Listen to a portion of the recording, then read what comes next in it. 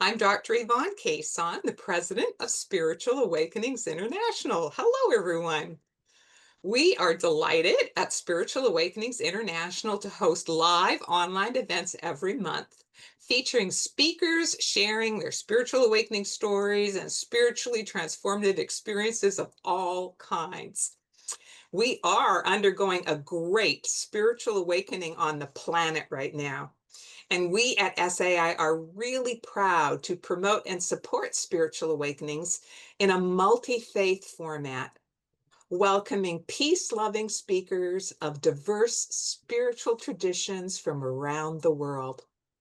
We're currently in 107 countries. Please enter into the chat where you're joining us from today. I'm joining you from Toronto, Canada, and our speaker is joining us from Texas. And let's see where some of the rest of you are joining us from. We have somebody else from Texas, and we have someone from Oregon, and Toronto, Canada, Seattle, Connecticut, Boulder Creek, California, Smith Falls, Ontario, Arizona. Welcome, welcome, everyone, for wherever you're joining us from. It is now my great pleasure to introduce today's speaker, Ken Bell. Ken is a writer, designer, and longtime marketing executive who helps organizations find their voice. After decades crafting campaigns for startups, healthcare systems, and nonprofits, his work now centers on exploring how we live with integrity, presence, and purpose in a complex world. Ken was previously a very active Spiritual Awakenings International volunteer for almost 2 years, generously serving on our SAI advisory board and as our marketing and website administrator. Thank you, Ken. We miss you. Ken lives in Dallas, Texas, with his wife, daughters, and stepson. I now turn it over to Ken Bell. Awesome. Thanks so much, Yvonne. Well, hello, everyone. Welcome. I'm very excited to be here. I want to thank SAI and Yvonne for the invitation and really excited to see everyone here today. So I think we're all here because we share a commitment to spiritual growth. And I think we're also trying to make sense of these, let's call them extraordinary experiences that can turn our lives upside down sometimes. So today I'm going to tell you my story. And as my story goes, I really thought as I was growing up as a teenager and young man, I could manage my life with a plan, but it turned out life disagreed. So that journey led me through a whole series of tragedies and eventually to an awakening in a parking lot that changed everything for me. But that parking lot really wasn't the end of the race for me. It actually was the starting line. And we'll talk today about what awakening really means, but I believe it isn't about escape, it's about engagement. And it's not the end of the story, but the beginning. So just a real quick overview of what I'll be going over. I kind of think of my story as a journey through landscapes, and these are just metaphors that make sense to me. So my journey starts in a desert where I'm looking for meaning. It eventually leads to a river where I kind of struggle and the current threatens to drown me, pull me under and keep me there. And it finally ends on a mountain. And I'll also talk about my view of spiritual experiences and STEs, how they change us. I'll talk about awakening in action, how I think we can bring these experiences down from the mountaintop to our more everyday world. And finally, I'll end with this.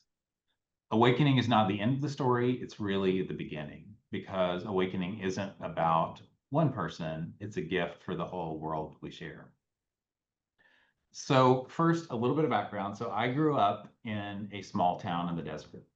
And so my home state of New Mexico kind of looks like this, at least in parts. And this is a shot from southeastern New Mexico, and that's a yucca right there in center frame. And that's the state flower. Obviously, it's not in bloom right now, but it's that's kind of what parts of the state look like. And it's dry, but it looks intriguing. Many people think of the desert and think of like, oh, it's so beautiful, it's mystical, it's magical. But honestly, if I am truthful, this is what my hometown really looked like because I grew up in the Permian Basin, which is a big part of southeastern New Mexico and West Texas that they call the Petroplex. And that area produces about 40% of all US oil. So it really wasn't too beautiful. Certainly wasn't mystical. It was dusty. It smelled a lot like oil and gas, and the wind never stopped blowing. But aside from that less than magical landscape, I had a pretty good life overall, just pretty traditional upbringing as a kid. And I grew up in a Christian family. My grandfather actually was a Methodist minister. I had a mom who was very loving but very anxious, and I had a dad who was hardworking but always angry. And so I didn't have much of a relationship with him. And I had two brothers who were much older than me. So what that meant is I got left alone a lot. And so it could really kind of, if you look at that landscape, that's kind of an emotional landscape as well. It could get pretty lonely out there in the desert. But the good news of that, I guess, is being alone gave me a lot of time to think. And so I sat there in the desert wondering, like, okay, if this is life, there's got to be more than this. So where is it? So I turned to church is kind of where my spirituality led me because I was raised in a Methodist church and it was a pretty open and comforting environment as far as mainstream denominations go. It certainly wasn't fire and brimstone, which was good. And eventually in my teen years, I got involved in youth ministry leadership in the church. So I was given some leadership roles in the church and I worked with other kids and tried to mentor them and so forth. And it was in that experience where I really had my first mystical glimmer of something more, something deeper, some higher form or deeper form of reality. And it as part of that process, I had this literal mountaintop moment. They call it a mountaintop experience. Um, at youth camp one summer, when I was sitting on the top of a mountain in Sacramento Mountains, and it was late at night, and we were sitting around a campfire, and we were singing and praying, and suddenly I felt merged with the mountain and with the trees and with God. And it was this amazing experience of just kind of openness and oneness and just stillness, and I'd never felt anything like it before. But along with that, I mean, it was beautiful, it was magical, but along with it kind of came this inner voice. And it was different than the voice in my head that I was always hearing telling me how I was screwing up. It was kind of this still small whisper that said, share this. And I didn't really know what to make of that, but I knew it was real, it was truth. So I wanted more of that, and I wanted to see if I could share it somehow. So ultimately, I decided on youth ministry as a career because I thought, okay, well, maybe I can help other kids feel what I'm feeling right now. But as a kid, as I mentioned, I was left alone a lot. I was also pretty insecure. I was kind of nerdy and didn't fit in a lot of places. I had good friends, but I didn't quite ever feel like I fit in. And I always felt like I was not really good enough. And a lot of that had to do with, I think, my relationship with my dad, or really lack of relationship with my dad. But I really couldn't define all of that as a 15-year-old. But I spent a lot of time thinking about how can I do something meaningful with my life? How can I make a difference? So at age 15 or so, I sat down in my room one day and I decided to create a plan for my life. And I figured, because this is kind of what the American dream, quote unquote, tells us, you can have everything and be happy if you just follow the steps. So I sat down, I wrote down my plan. I literally called it the plan. And it was pretty much what you'd probably expect. It was college, marriage, house, career, children. It was all of the things. But I figured if I just follow these steps, ultimately that's the path to happiness. It's got to be simple, right? And at least as a 15-year-old, that kind of gave me what I needed, or at least what I thought I needed, which was some control over life and kind of a map out of this desert that I felt stuck in. And for a while, it worked. So I graduated high school, I finished college. Eventually, I married a girl I met in high school. And then a couple of years later, took a job as youth minister for one of the largest and wealthiest churches in Texas. So I thought, hey, like the plan works. Like everything's working out. I've escaped the desert. Like happiness is just right on the horizon. Well, you probably know the saying. So soon enough, like the cracks just started to appear in the plan. And first of all, in my marriage, it turned out my wife and I were having lots of conflict and we were arguing all the time because we really ended up having very different needs for a relationship. It wasn't what I thought, it was going to be when we got married. It wasn't what she thought she was getting. And we just ended up with more and more conflict. Not only that, but on the church side, it turned out that this small town kid just didn't fit into the big money culture of that church I was working for in Dallas, because it was the kind of place where donations seemed to matter more than people. And I knew I didn't fit there. And ultimately, they decided I didn't fit there. And they fired me after about 7 months in that job. And that kicked off this big spiritual crisis in my life because the job had ended and now my faith had kind of ended with it. But life went on. But at this point, it kind of became more like a rushing river. And it was very fast, it was turbulent, a lot of things going on. And so I transitioned to a marketing job at this point, started building a career in marketing. I bought a house, I bought that house in the suburbs that I thought I needed to check it off my list. I built the career, just steps in the plan. But then the chronic back pain started because I was having a lot of stress and life was moving really fast. And I was now just dealing with this constant pain in my lower back. And not only that, but something still wasn't right with my marriage because we were fighting all the time. And, and a couple of years later, I discovered that my wife was having an affair with her boss. So love, it turns out, can be a riptide. And eventually she left to be with him and we divorced. We didn't have any children, which was good, but still it was a very painful part of my life. So now I was at a point where I was disillusioned, not just with church, but also with love and relationships, because this was just most definitely not the plan that I had laid out for my life. So, okay, fine. Time to start over, time to just reboot my life. Let's figure out something new. And this was 1999, and I discovered internet dating. So I don't know if any of you were dating or involved in the internet dating world back then, but it was brand new and it was kind of the Wild West. It was people were just trying to figure it out. It's very common these days. Back then it was brand new. But eventually I met this girl. She was very cute. I was very attracted to her. And we had some fits and starts, but I really, really loved her. And eventually we got married. We had two daughters that were only 18 months apart. So it was kind of like having twins at that point, where everything is just doubled and, twice as many demands. And so we had the parenting demands, and I took a new job around around that point in life, and the stress increased. And so I began drinking more to deal with the stress. But still, everything was okay. I felt like I could avoid the difficult parts of life. I could avoid the shadows. I could still follow the plan. And so I had the new marriage. I had two little girls who I love very much. And the current seemed to be a little calmer, current in the river, until the tidal wave started to hit. So one afternoon, as I was getting ready to leave work, I got a call from my wife, and she was telling me she had not heard from her mother for a few days. And so she went to check on her mom, and she found her mother's body, found her mother dead, and turned out she had died very suddenly of pneumonia. And she was only 58, which happens to be the same age I am right now, which doesn't feel very old.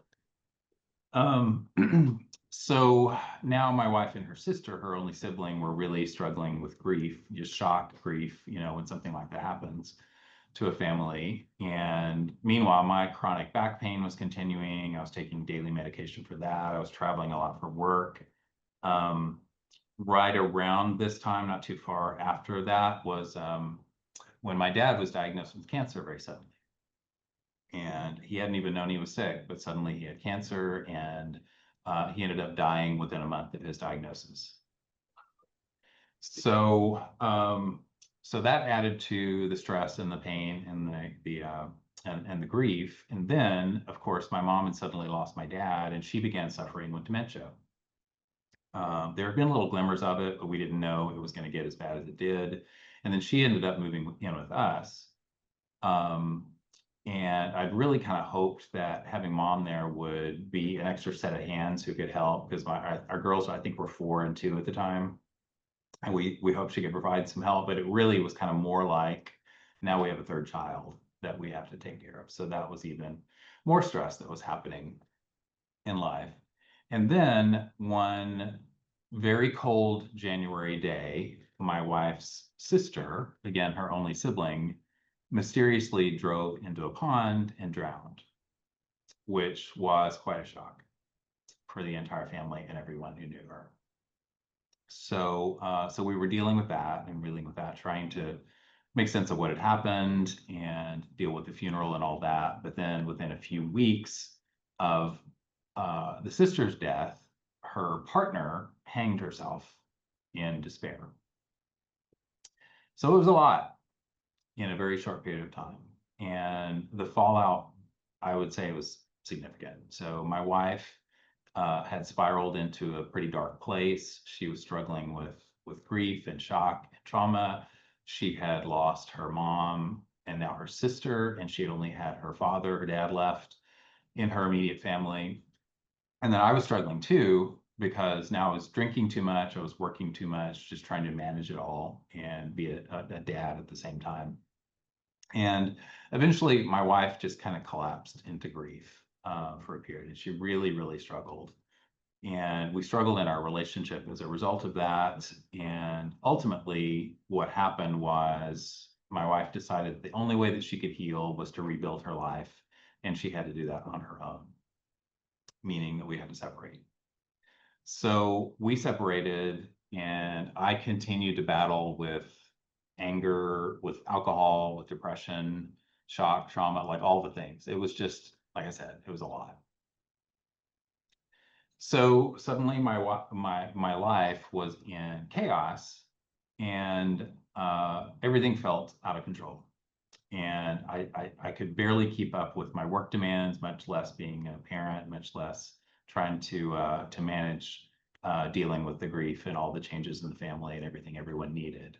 So everything felt really out of control, and I knew I needed help. So I did what people, like, hopefully most people have the means to do it if they need it, find a therapist. So I did that.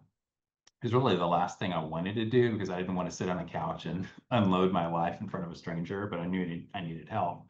And this is what he said to me. He said, "I think you're in a river." I said, "What do you mean a river?" He's like, "Well, you told me the story, and it sounds like with everything that's happening, it sounds like you've been thrown into a raging river."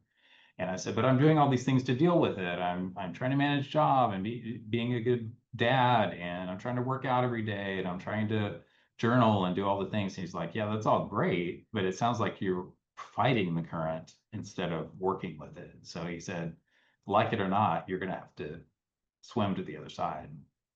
So he gave me this metaphor, and he's like, it's kind of like if you're in a river, if you don't want to drown, you can't fight the current. You've got to first you orient your body so you don't run into a rock, and then maybe you find a stick to help you float, and then you look ahead. It's really all about working with the current. That's how you get to the other side.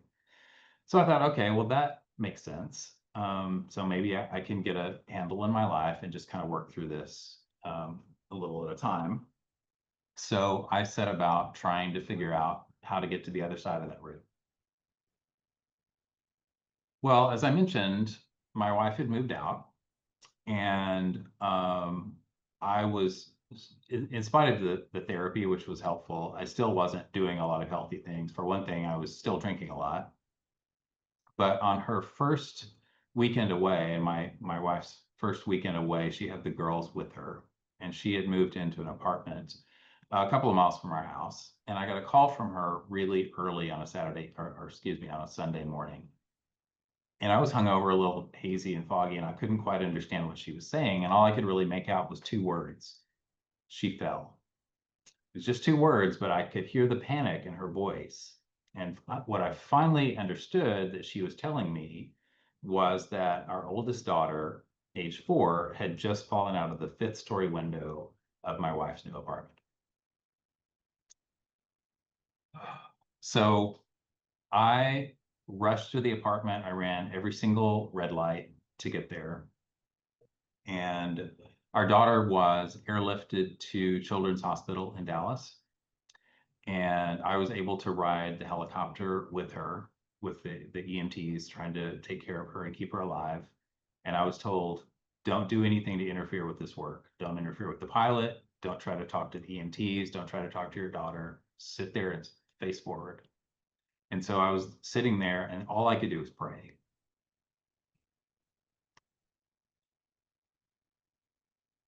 And I prayed and I prayed. But I finally thought, okay, well, maybe if one prayer doesn't work, maybe 100 will. So I pulled out my phone and I briefly thought, is this going to interfere somehow with the, the pilot's work or the electronics or something? But I didn't care. So I texted really fast everyone on my list, and I sent the text to everyone I knew. And I said, we're on the way to the hospital. My daughter fell from the fifth-story window. Please pray. So we arrived at the hospital. We found out that both my daughter's lungs had collapsed. She had a shattered pelvis, broken ribs, and a broken foot, all on her right side. We were told that she may not survive, and that even if she did, she would likely have brain damage and may never walk again. So we had no idea what to expect. But all we knew was the best case was we had at least, if she survived, we had at least a month in the hospital. But after a couple of days, they got her stabilized. And at that point, I decided I really wanted to go back to that apartment and see if I just really wanted to understand it for myself, exactly what happened. So I went to that building and I stood outside and I looked up about 60 feet to that window. And I thought at that point, I could sort of understood what happened. Because judging from her injuries and the way her right foot was broken, I kind of put it together. And I think what happened was, as she fell, her right foot hit a concrete planter, which turned her body in such a way that she could land evenly on her right side. And that what happened is that spared her head, her brain, her spinal column, and allowed the right side of her body to evenly absorb that fall. So there was something miraculous about that, something amazing about it, but I didn't think too hard about it. I went back to the hospital, and then meanwhile, my daughter's prognosis just seemed to get better every day and really almost every hour. And it was really kind of amazing how quickly she was healing. And to make a long and very painful story shorter, what ultimately happened is that she went home from the hospital after 8 days after the fall. She went home on her 5th birthday. And we had expected months of physical therapy, possibly brain damage, possibly never walking again. She walked on day 13 after the fall, and she went on to a complete recovery within 2 months. Miracle is the only word that fits there. But I didn't want to believe that, because I just kept thinking, why would God grant me that much love?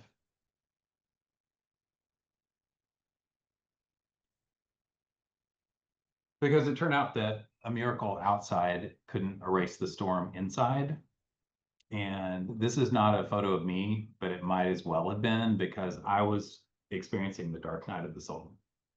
And I didn't even know that term at that time, but that's where I was, because amidst all this tragedy and even a miracle, I just couldn't make sense of my life, because now I was finalizing my second divorce. I felt like a complete failure. And not long after this, my father-in-law, my ex's father, died in a car wreck, which brought even more grief and tragedy to the family. And now, of course, my ex-wife was devastated. She had lost everyone in her immediate family. And meanwhile, I was a single father trying to figure out how to co-parent. And somewhere along the line, I decided to try to start dating again, and eventually met a new woman, and I was very attracted to her, and we had a lot in common, but we were very different in some ways. And I really just was very afraid of her. And I just wasn't sure what to do with that relationship because mostly I was just deeply depressed. And there was this voice in my head that I've had my whole life, which just constantly reminds me of all the ways I've screwed up. And it's just that voice of self-judgment. And then I started having thoughts of self-harm and suicide. And I just kept thinking, this is not how my life was supposed to be. So my plan, my perfect plan for life just didn't work. And I just kept thinking, I did everything right. I did everything the way I was supposed to do it. I tried to do everything that life tells us we're supposed to do. So why am I suffering? Well, what I didn't know is there was a mountain in the distance. I just couldn't see it yet because I was too lost in my pain and my self-judgment and it's just that haze of alcohol.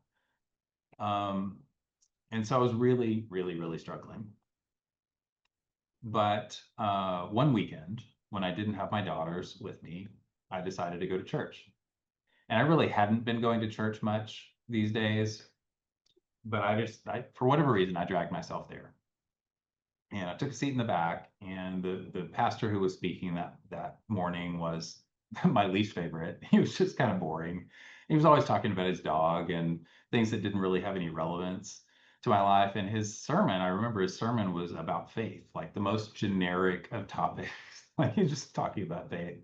And I just sat there thinking, like, just counting the minutes till I could go home and thinking, like, there's nothing here for me. Um, but then toward the end of that service, the pastor just kind of threw in this afterthought. It was just like this side comment. He said, by the way, if you feel like you're struggling for faith, why not ask for more? So I thought, okay. And in that moment of deep despair, I bowed my head and I prayed a simple prayer. All right, God, I'll play along. Give me some faith. And that's really all I had. Well, later that week, my car got broken into and someone smashed the window of my car and stole my work bag that held my laptop and the brand new iPad that I just bought for myself a couple of days before because my birthday was coming up that week and I was trying to like treat myself, do something to take my mind off everything, but they took everything. So there was a $2,500 gift to a stranger. And so there's all I could do was just take the car in to get it fixed. So I took it the next morning and they told me it would take a couple of hours. So I sat there in the waiting room and I had my old iPad with me. And after I'd spent a little time catching up on work emails, I'm like, I got more time to kill. Let me see if I can just go to Kindle and find a book. And so I was thinking like, well, let me just see if I can find the latest Stephen King or something like that, just something mindless. And what I happened across was this book, Proof of Heaven by Dr. Evan Alexander. And I'm just guessing most of the folks in the audience here know this book. It's become quite popular, but I didn't know anything about it. I think I'd vaguely heard of it, but I didn't know anything about it. And I certainly didn't know anything about near-death experiences. And if you had asked me if I believed in them, I probably would have said, yeah, probably not. If anything, I was a skeptic. But I had an hour or two to kill, so I sat there and I started reading, and I made it through maybe a third of the book until I got my car back. And then 5 days later, something happened. So it was lunchtime at work, and I grabbed my iPad and I went to Boston Market, which is a little chain cafe they may have heard of. And I would go there about once a week and I would get my usual. And so I went there this day, I got my usual roasted chicken, I got my vegetables, and I sat at my little table by the window and I just continued reading the book. And at this point in the book, Dr. Alexander was describing his experience on the other side. And he talks about being a speck on the wing of this beautiful butterfly. And he talks about being visited by an angelic guide. And this guide transmits three messages to him. You are loved and cherished. You have nothing to fear. And there is nothing you can do wrong. So I stopped and I read that last one again. There is nothing you can do wrong. And there it was. That was the line that split my life open.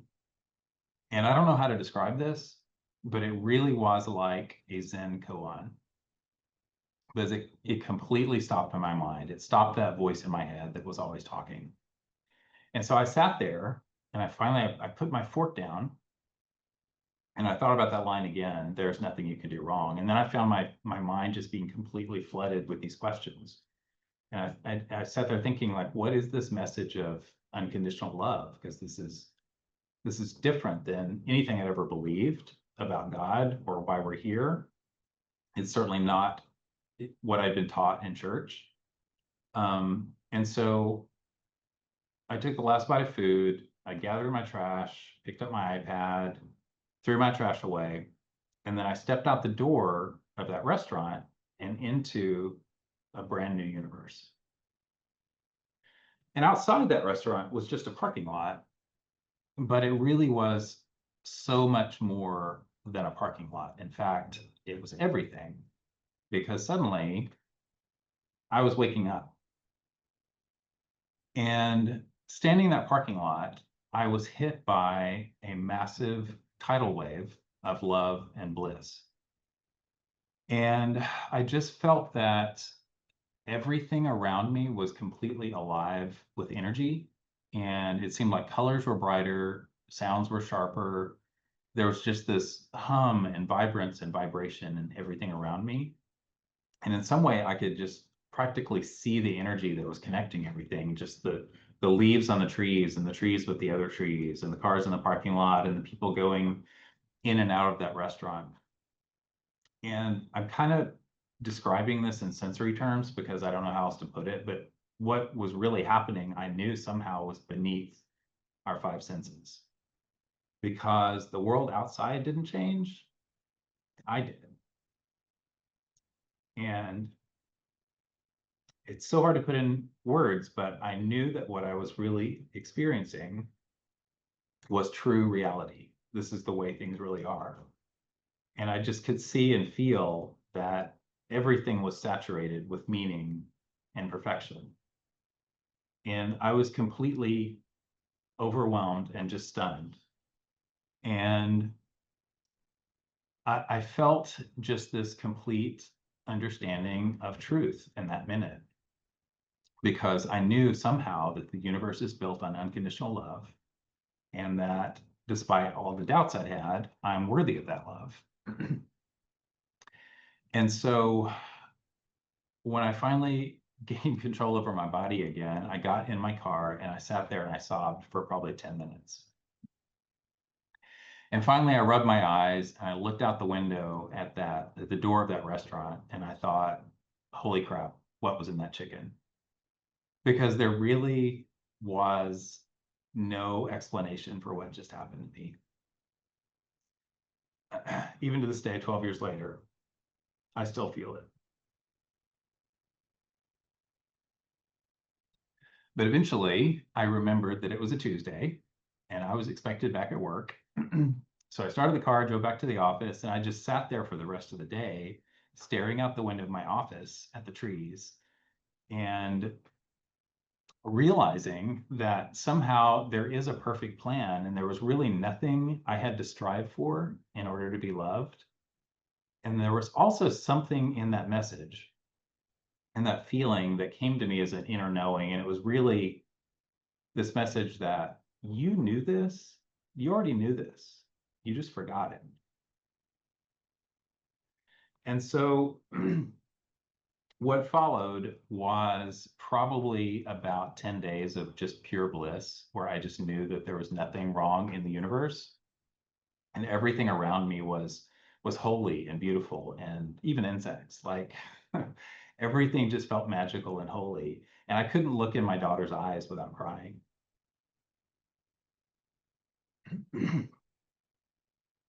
Obviously, it still affects me. And there was another thing too that I realized that experience had happened on the day before my birthday. So it really was quite a gift.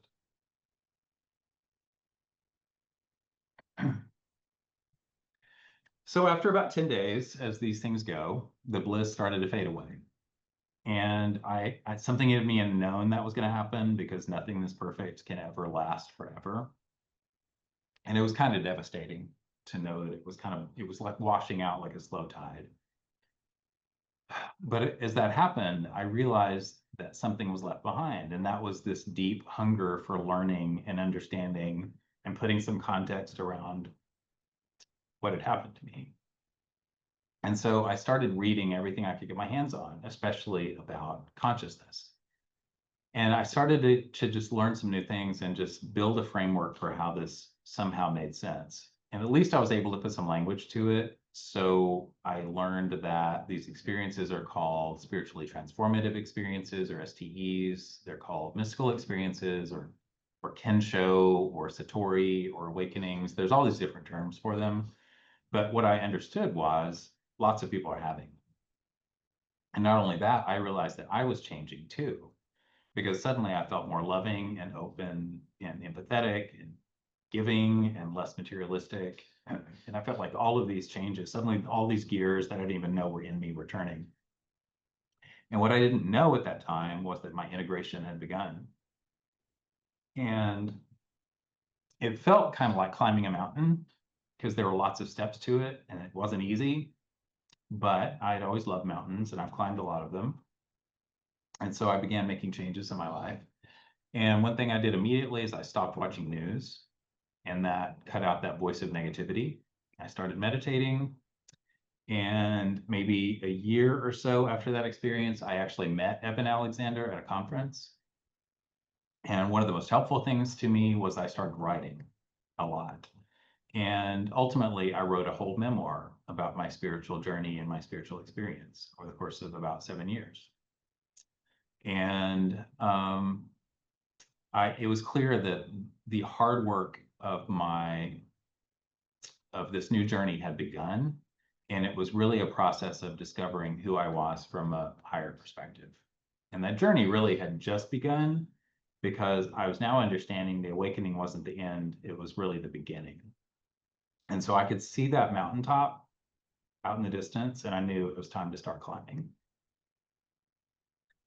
And so today, I would say I'm still climbing that mountain.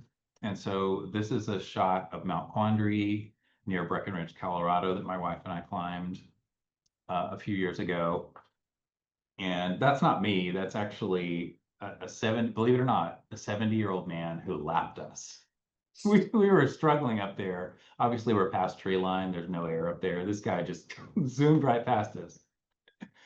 And he said, "Have a good climb." Um, but it's been a process of climbing.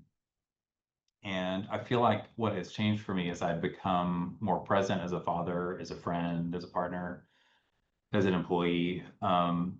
Another thing that happened is my mother died of a sudden heart attack a couple of years after this experience, and I was able to accept that without spiraling. I overcame the chronic back pain that I was struggling with, and I quit taking pain medication. I gave up alcohol and other addictive behaviors. It was probably one of the hardest or most transformative things was I apologized to people I felt like I had hurt in my life. I also stopped really caring about material things. And ironically, it seemed like letting go led to more success in my career. Um, and another thing I realized is that there were other little glimmers that just kept happening, little mystical experiences that would come and go. And it seemed like once that door got cracked open a little bit, it kind of stayed open. And several things would happen. Like I had an after death communication with my father, which was very healing. I've had lucid dreams. I had this weird precognitive vision one day that I still don't know how to make sense of. It's just overall just a lot of heightened sensitivity. But what I learned really was that awakening is real and it leads to permanent change.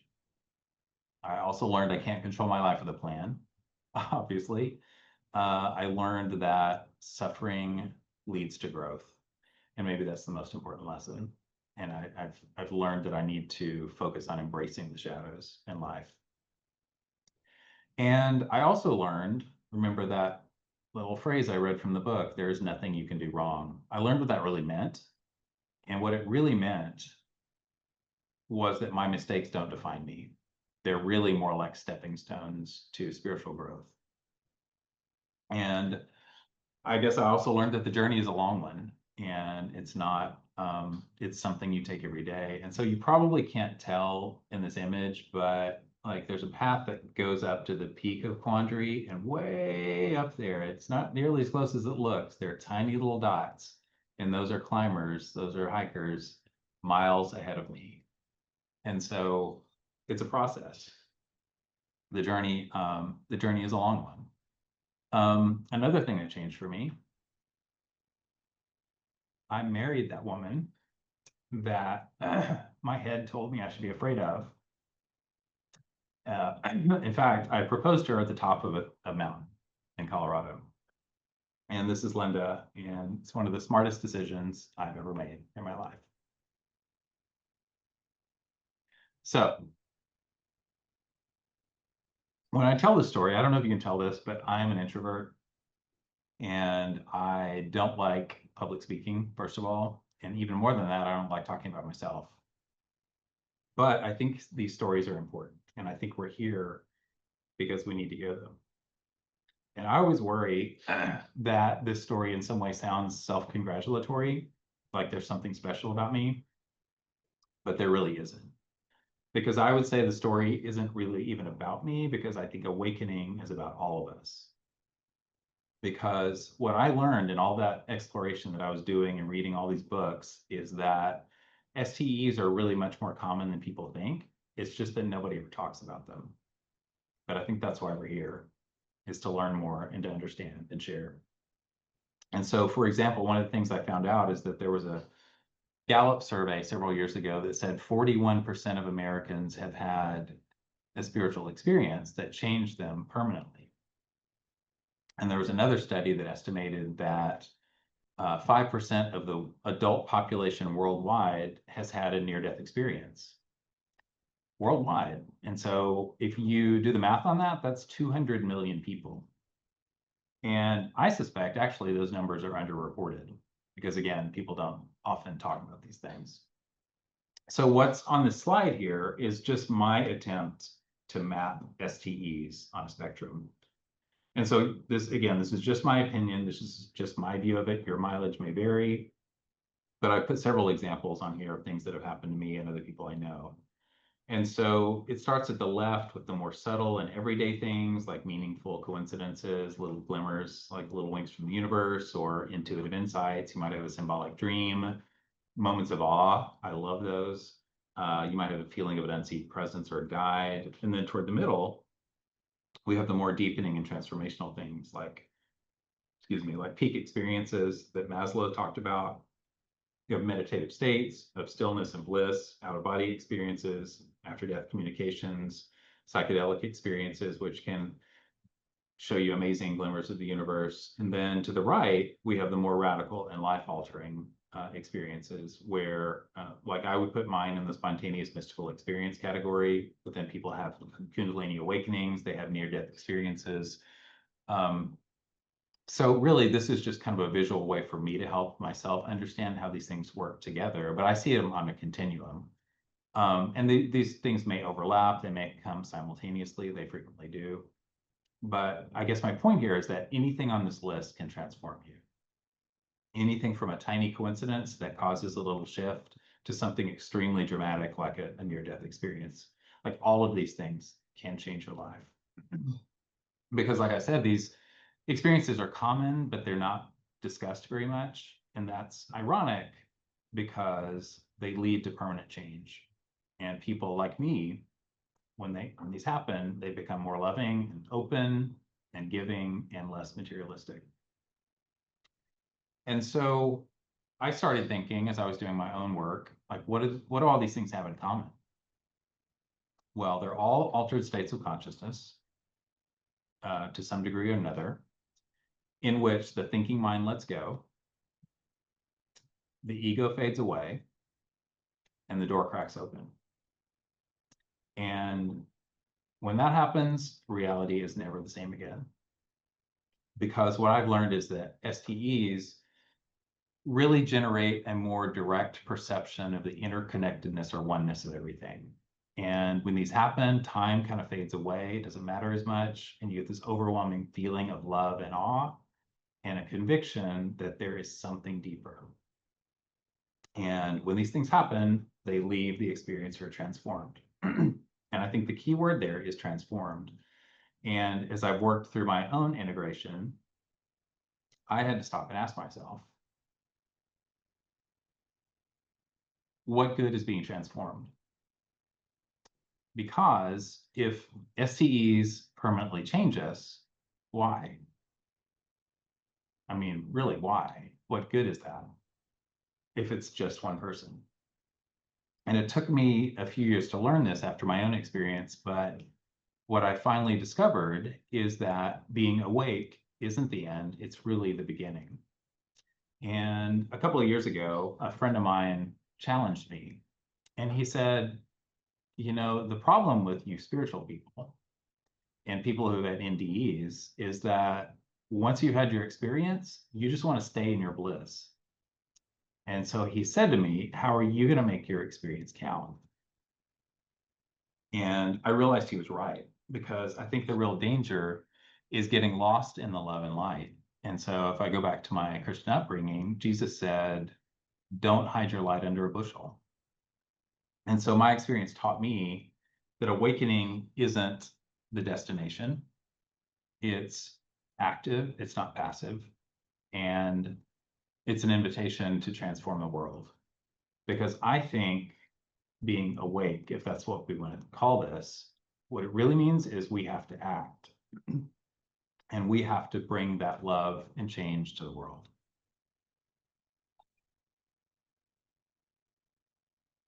So I don't know if you've looked around lately, but we live in a world on fire.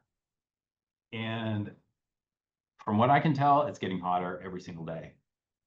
Because I live in a country and a state of Texas that refuses to end its love affair with guns. And we are now at the point where we have mass shootings on the average of more than one per day. We are witnessing political assassinations. We have pointless wars occurring all over the world with children dying. And we are turning away, in my view, from basic human values and kindness and accepting fascism. And at least that's for sure true in the US. And so we have people being imprisoned without due process. We have billionaires giving Nazi salutes. We have, and I can say this for sure because I work in healthcare and the nursing home industry, we have 7.5 million people who are expected to lose healthcare with the coming Medicaid cuts.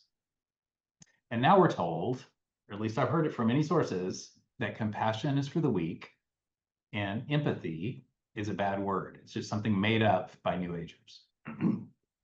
And so it's to the point now where I feel like I'm going through the stages of grief every time I look at the news. And I find that ironic because as spiritual people, we like to say everything is one, we're all one, everything's connected. But somehow we've never been more divided. And really, it's enough to make anyone want to turn away and just retreat and stay on the mountaintop and try to live in that silence and bliss. And I certainly have felt that temptation myself. But awakening, real awakening, doesn't let us hide, because when you have your eyes open, you can't unsee. And when your heart is cracked open, you can't unfeel. And so I say that awakening isn't an escape, it's really the strength to resist fear with love.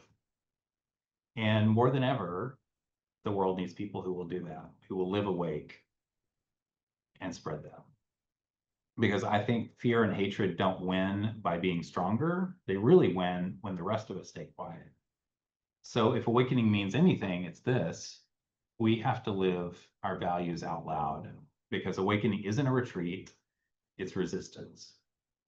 It's a resistance to fear, to hatred, to subjugation, all the things we see happening right now. And it's a turning toward love and justice and freedom.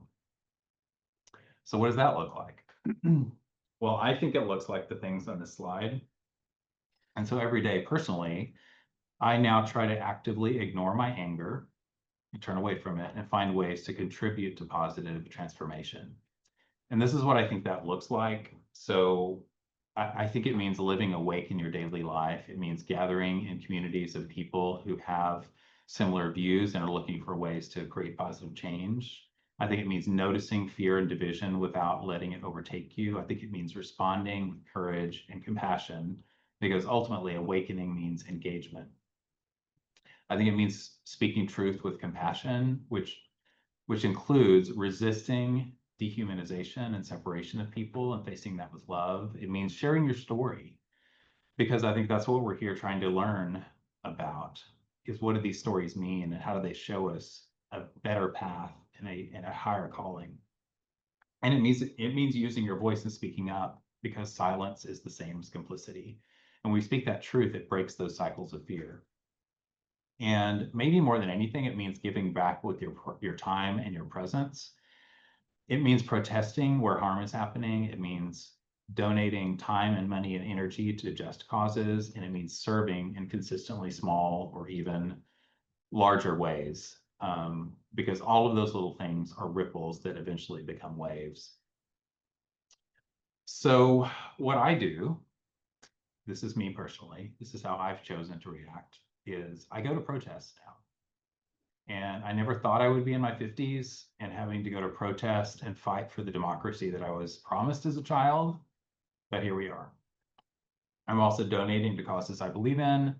I'm talking with my friends and groups about creating change, and I'm trying to teach my children what really matters. And so last week, I was talking to my daughter, and by the way, she's the same one who had the accident. She's now 19. She's a sophomore in college. She's beautiful and smart and amazing.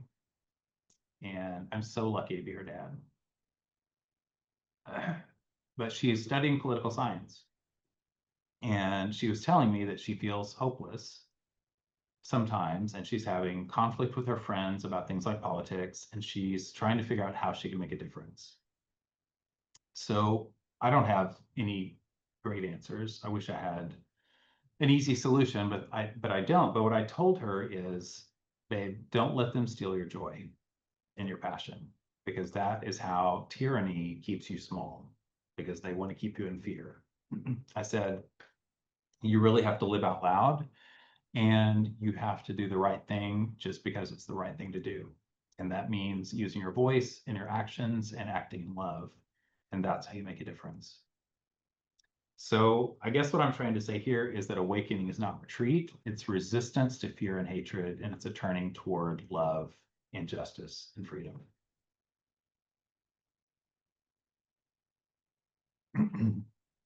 So I will end with this. I didn't take this photo, but I found it. It's amazing. This is a man named Michael, and the photographer told a story of how he met Michael in a Boston subway station. And the photographer asked him what the sign meant. And Michael said, it means doing something positive for others without expecting anything in return. That's what kindness is. But it seems to me we live in a world that's turned away from human kindness. But I think Michael's right. We need more of it, and we need it soon. And if spiritual awakening means anything, it means living out loud and spreading that kindness in a way that overcomes fear and hatred. So I'm here to say that awakening is the beginning and not the end. And it's not escape, it's engagement. And if you are in a place where you feel like your eyes have opened, you have to let your heart and your life stay open too. So I'm hoping you'll join me in finding ways to live more awake, to push back against these frightening changes that are happening, against injustice and fear, and spread those ripples of kindness, because the world needs it more than ever. And so, again, I want to thank everyone for being here today. I really appreciate your time and your attention to listen to your story. And I hope you can take that and make something meaningful with it. So I'm going to stop my screen share. And at this point, I don't even know what time it is, but I'm happy to answer any questions. All right. Thank you, Ken, for that very, very heartfelt presentation. Your story is fascinating, inspiring, and your message is inspiring to us too. So, if anyone has any questions for Ken, please type them into the chat. I'm now going to turn it over to Dr. Brian Sackett, who's a board member of Spiritual Awakenings International, to moderate the question and answer period. Brian, go ahead, please. Thank you, Yvonne, and thank you, Ken. I think you kind of hit your objective in your talk because just listening to you speak, I noticed things inside of me shifting and new understandings coming in. So I want to thank you for that. Um, I also want to echo what Yvonne just asked, that if you have questions, please put them into the chat and we'll get them to Ken. Um, So I'm going to start with one question of my own, which is when you talked about what you heard from Dr. Eben Alexander about uh, nothing you do is wrong, and then you clarified it that it means not being stuck in your mistakes. Um, so what I interpret from that is that we do make mistakes. We shouldn't stay stuck in those. We shouldn't keep repeating mistakes. But having made mistakes doesn't mean that we're unworthy of love and of unconditional love and acceptance. Um, is that what that means to you? Is there more to that? That's what it means to me. And actually, when I mentioned that I met Dr. Alexander a year or so after my experience, and I heard him speak at a conference down in Austin, and he actually talked about that a little bit. And I've heard him say in other interviews too, that he wished he had worded that slightly differently because people tend to misinterpret it. I mean, all I can tell you was that that was the phrase that changed my world. But what it meant to me, there is nothing you can do wrong, was not like, okay, now we have moral license. I can do whatever I want because nothing matters. And like, I'm still loved and everything's great. I feel like that's what a lot of people who say that they have certain types of faith believe, but obviously they don't. But he clarified it and he said, I think he used that stepping stone analogy, which was like, our mistakes are not meant to condemn us or to punish us, or like we're not worthy of we're not bound for punishment because we've made mistakes, but they're opportunities to learn. They're like stepping stones to spiritual growth. So I think it's really about that, but that doesn't mean we don't have a responsibility. Like my whole point here today is we do have a responsibility, and it's not a moral license to let go of that. It's really about learning from the past, learning from those mistakes, and using that to inspire yourself and others. Great. Thanks, Ken. There were a number of appreciative comments. One of them was from Christy saying that the chart of the spiritual awakening or transformative things she found quite helpful and excellent representation. Um, Tadej says surrender. And Robert said, really enjoyed your presentation. Thank you for sharing. I was wondering if you could tell us where you see yourself in the next 5 years or 10 years. That's a great question, Robert. I don't have any answer to that because what I've learned is I can't control my life with a plan. So it would be nice if I knew that. What I can tell you is I'm sort of in a parking lot moment right now because parking lots symbolically are like this place in between things. And certainly when I had that experience in a parking lot, I didn't know where it was going to lead me. And so right now I'm in a part of life where my kids are just about grown. Next year, all three kids will be in college and we'll be empty nesters. And I don't know what that looks like, but it's going to change things. I'm also in a point of my career where I've got to decide, like, how can I really continue to make a real impact, either where I work now or somewhere else. And I really am a point where I have made it far enough up that mountain where I want to really make a difference. And that might mean a lot of different things, like speaking to groups like this or writing or other things, but I'm open to where that's going to lead me. That's all I can say at this point. Great, thanks, Ken. Dan asks, have you found healing within yourself with the relationship with your father and changed the way you think of him? I'm glad you asked.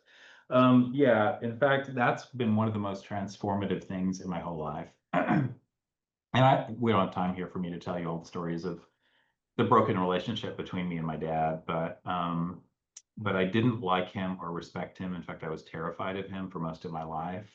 And as I became an adult, it eased out, but we didn't have a great relationship. And then he died.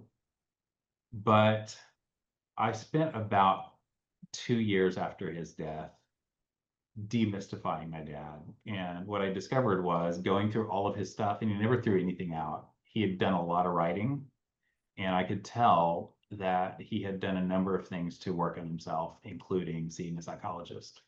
But he never told anyone about it. So I learned my dad had a lot more layers to him than I thought. And I learned how necessary it was for me to forgive him. And I did a lot of crying and a lot of soul searching. And I don't know, I mean, probably some people here can relate to it, but if you've had a parent who was either abusive or missing or both, there's always a hole there. And so I don't know that that hole will ever be filled. But what I know now is that every time I think of my dad, I think, I love you, Dad. And that feels transformative because my dad never once told me he loved me. And I can also tell you that I had an amazing after-death communication that came to me in a dream. No, started as a dream, then the switch flipped and it became real. And I suddenly knew this is no longer a dream. And my dad came to me and he was sitting there spotlighted in white. And he said, Ken, I just want you to know I'm here. And I hadn't planned to tell this story, but in that dream, I knew this is no longer a dream. Something real is happening here because I was suddenly very lucid. And I couldn't control myself in that experience. And I immediately wrapped my arms around my father and I just melted into him. And I just started sobbing and just telling him over and over again how much I loved him. And then he said, Ken, it's hard for me to stay here when you touch me.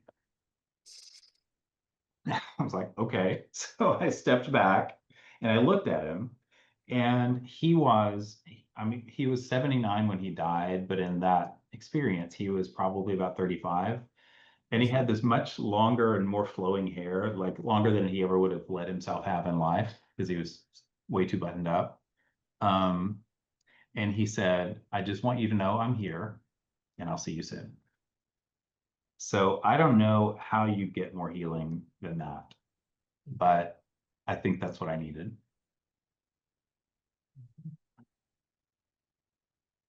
Great. Thanks, Ken, for sharing that with us. Tadej, and I hope I'm not mispronouncing your name too badly. He says, or she says, I would like to ask about the valleys, the doubts, and facing your shadows after awakening. Did you experience repeating cyclical transformation, or was it more linear? I'm not sure what you mean by transformation. I guess the best metaphor I can come up with is that mountain metaphor, that it's a series of steps of going higher. And so, I guess just like climbing a mountain, sometimes you get lost, sometimes you slip back down, and things like that. So mostly linear, I would guess. But the valleys, that doesn't mean I've overcome, that doesn't mean there's no more darkness in life. So I would say, and here's where we can get very metaphysical, but my experience has been, maybe the biggest lesson I've learned is to embrace non-duality, or start to understand that the universe is non-dual, which doesn't mean it means the opposite of subject and object. So we're not separate, we're one. And that means also that there's no right or wrong necessarily, that there's no black or white, that everything is somewhere in the middle. And that's where our responsibility comes in, is like taking stock of that, understanding it, and then deciding how we want to act in that moment. So and I'm not saying I'm great at this. I'm just saying, like, when hard things happen, I'm much more able now to look at them more objectively and think of them from a higher perspective and realize, okay, this is something bad, negative, scary that's happening right now. I will navigate through this. I'm not going to let the emotions overtake me, or the thoughts, or the ego, or the self-doubt overtake me. I'm going to look at this more from a holistic perspective and figure out how to act. So I don't know that was super helpful, but that's how I've been able to make sense of it. Great. Thanks, Ken. Alan totally agrees with the need to be active and towards positive change. And Christy says, thanks for sharing the vulnerable story about your dad. It definitely resonated, and how after-death communications from them can be healing. I'd like to know, how do you hold on to the gifts of an awakening experience once the initial bliss fades? Yeah, that's probably one of the hardest lessons that I had to learn, because I did that experience, and there's just no way, if you had an experience like that, there's no way to even define what it feels like in terms of the bliss and just the perfection. But I had about 10 days of that bliss, and I sort of hoped it would last forever, but sort of knew it wouldn't. And then when it started to fade away, I thought maybe I'd lost it and I would never feel it again. So there's this huge feeling of loss and grief, really, when it faded away. But then I realized something had been left behind. And so then I started understanding, okay, maybe it really wasn't about the bliss so much as it was about what came after. So I guess, and I used a lot of analogies or metaphors here, but like the metaphor I would say is it's like a storm that's rolling in, and a lot of storms, you don't expect them. They happen suddenly. And so they can be gentle or they can be very strong, but they blow in without warning sometimes. And when that happens, they tend to wash away things. And that part is painful. If it blows your roof off your house, like, oh crap, now I got to deal with this. But it also creates opportunity. So when something gets washed away, like, it shows you more clearly what needs to be rebuilt. And so to me, that rebuilding is the hard work of integration. And it is difficult, but it's also the most rewarding part. Because I can tell you this, like, I often wonder who I would be if that awakening had never happened to me. I don't know, but I can tell you I probably wouldn't like that person. And it's not that I was a bad person. Like, I felt like I was a pretty good person, but I feel like I have changed and grown so much that I don't really even recognize that person anymore.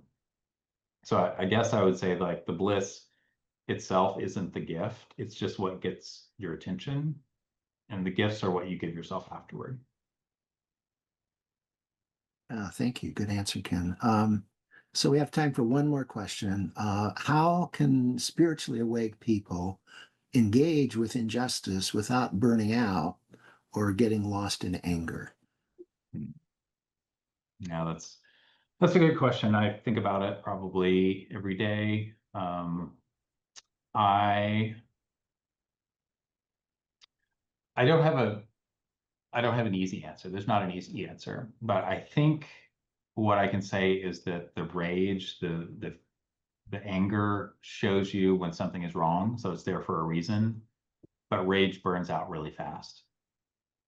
Love, on the other hand, is a fuel that can be sustained, and it sustains us, and it lasts. So, like I was saying, awakening isn't really retreat, but it's not about shouting louder either.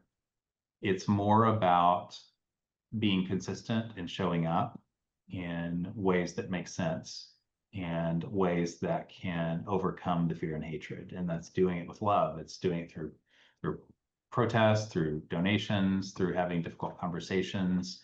and setting an example for other people, especially when we're in a time where people are afraid to even speak up. So I mentioned I try to teach my kids to hold on to joy. I think we all can do that because the next generation is going to inherit this, and they need to learn how to do it gracefully and with love. And I guess I would just say that joy and love are the renewable resource. And when you have that, you don't need to worry about burning out with your anger. Well, thank you very much, Ken. Appreciate your answers and your presentation. So let's turn it back over to Yvonne.